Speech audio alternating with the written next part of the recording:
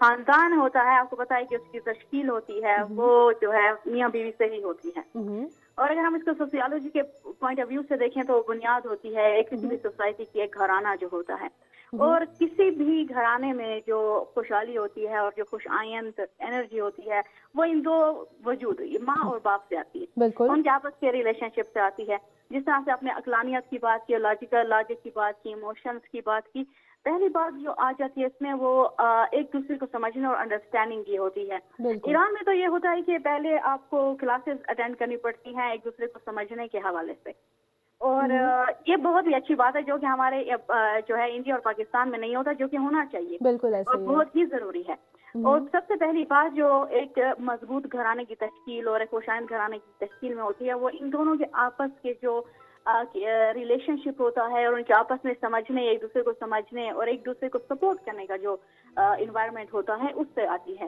جی اچھا, یہ پوچھنا چاہوں گی, آپ نے بہت ہی اچھے نقطے کی طرف اشارہ کیا جو ایران میں ہے کاؤنسلنگ کا پورا سلسلہ. تو البتہ میں بھی پورا یہ جو ہے ٹائم پیریڈ گزار چکی ہوں اس حوالے سے, اور پھر جو ہے شادی کے مرحلے آتے ہیں اس میں جو آپ ایک ازدواجی بندھن بنتے, آپ کے خیال میں اس کے اثرات مثبت ہوتے ہیں ہماری زندگی پر؟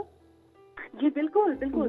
دیکھیں یہ جو کلاسز ہوتی ہیں اس جو لیسیوں کو پتہ ہے کہ الگ الگ سے کلاسز ہوتی ہیں, اور مردوں کے لیے جو ہے ان کو خواتین کی سائیکالوجی سمجھائی جاتی ہے, اور جو خواتین کے حوالے سے ہوتی ہیں ان کو مردوں کی سائیکالوجی سمجھائی جاتی ہے.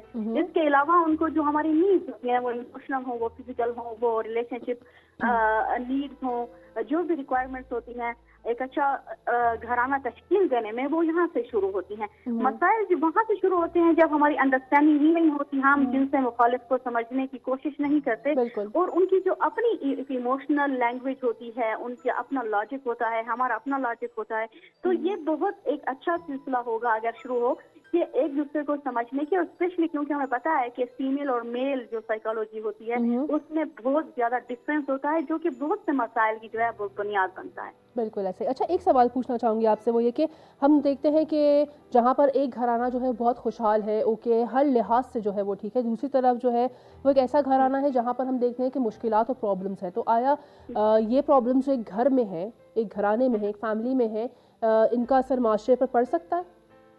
جی بالکل پڑ سکتا ہے. دیکھیں جب آپ کے گھرانہ جو آپ کا جو انوائرمنٹ جو ہوتا ہے وہ ٹاکسک ہوتا ہے, جب آپ کے آپس کے ریلیشن شپ اچھے نہیں ہوتے, جو اس کی جو نیگیٹو انرجی ہوتی ہے وہ سوسائٹی کی طرف جو ہے وہ ٹرانسفر ہوتی ہے. وہ اس کی وجوہات یہ ہوتی ہیں کہ ہم نے سوسائٹی کے ساتھ ڈیل کرنا ہوتا ہے.